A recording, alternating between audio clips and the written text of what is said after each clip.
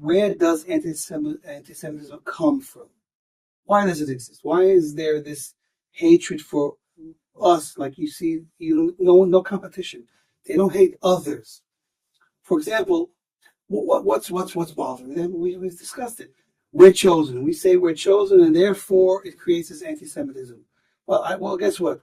The Muslims claim to be chosen. They say we were replaced by them. So we were chosen. That's history. Now they're the chosen people. So where's the hatred towards the Muslims for the same claim that we get hated for? Why don't they hate the Muslims?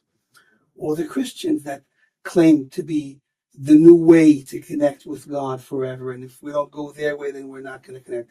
So why doesn't the rest of the world gang up against them and say, you're claiming chosenness? We hate you.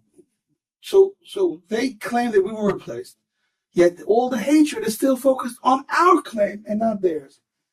So here's the Chiddush I want to share with this novel approach that's based on the Lubavitch Rebbe's teaching that gave me a whole new approach and a way of seeing this. It starts with, where does our faith come from? Where does really faith, what we believe in, come from? So the Lubavitch Rebbe explains that our soul sees something in heaven, that reality, that truth, when it's properly connected, that sees something in heaven, that's something that our soul sees and knows is real, trickles down as faith.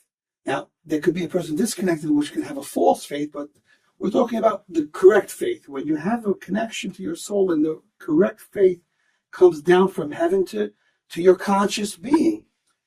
So you believe in what's true.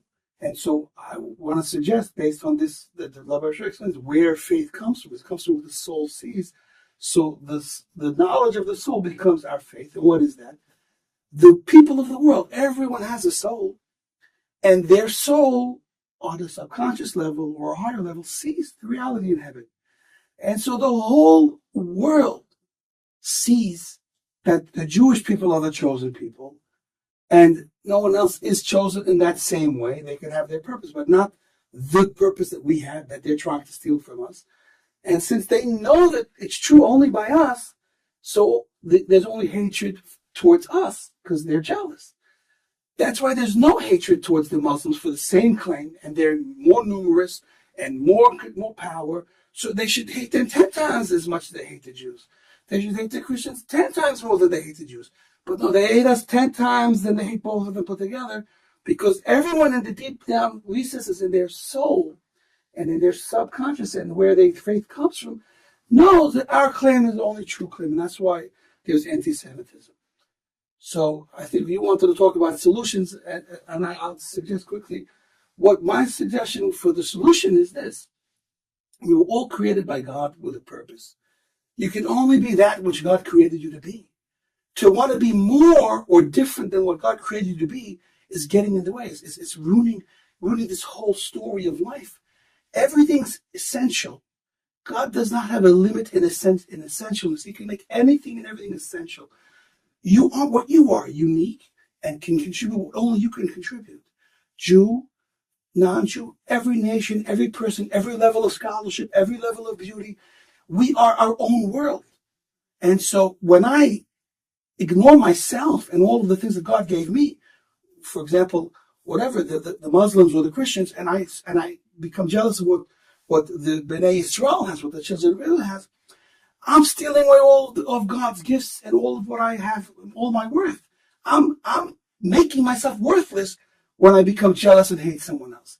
The solution, I think, is every person, wherever they are, with their divine purpose, needs to embrace what God gave them and who He created them to be, and earn and receive their place in God's perfect forever world.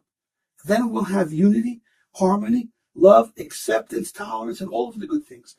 If the jealousy and the hate can be put aside, then we will have the world that God's been waiting for to give us. And our job is not to be haughty. We were chosen for something, but it's not because we're so special. God gave us a particular mission, and it's our job to do that. And that would, I think, bring us closer to this Mashiach era.